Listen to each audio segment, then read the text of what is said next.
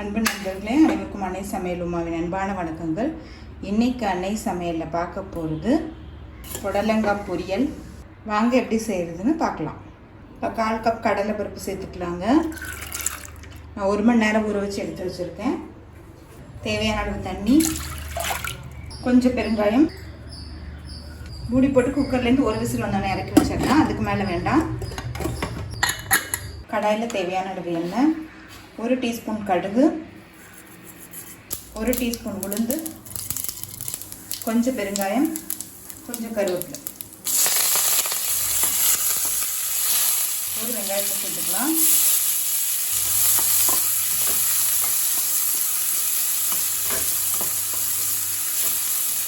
மூணு பச்சை மிளகாய்,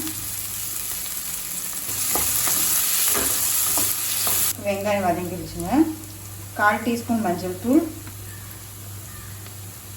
1/2 டீஸ்பூன் மிளகாய்த்தூள். மிளகாய்த்தூள் நீங்கள் விருப்பப்பட்டால் சேர்த்துக்கலாங்க.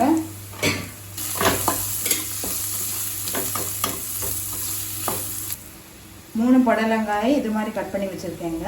உள்ள வெள்ளையாக அந்த விதைகள்லாம் எடுத்துருங்க. மேலே வந்து நான் லைட்டாக பீல் பண்ணியிருக்கேன். நீங்கள் விருப்பப்பட்டால் இந்த ஸ்டெப் செய்யலாம், இல்லைனா வேண்டாம். தேவையான அளவு உப்பு,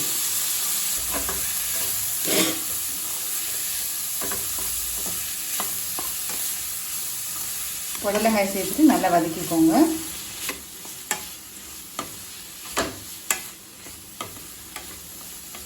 இப்போ கொஞ்சமாக தண்ணி தெளிச்சுக்கலாங்க. இப்போ மூடி போட்டு புடலங்காய் நல்லா வேகிற வரைக்கும் வெயிட் பண்ணலாம்.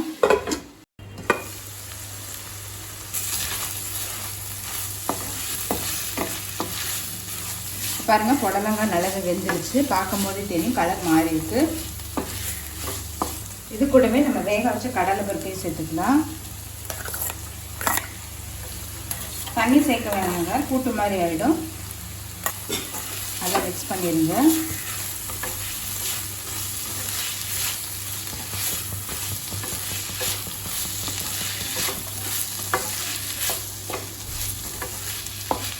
கடலைப்பருப்பு சேர்த்து ஒரு 2 நிமிஷம் ஸ்லோலே இருந்தால் போதும். இப்போ 3 டேபிள் ஸ்பூன் தேங்காய் துருவல் சேர்த்துக்கலாம். கொஞ்சம் கொத்தமல்லி, நல்லா மிக்ஸ் பண்ணிக்கலாங்க.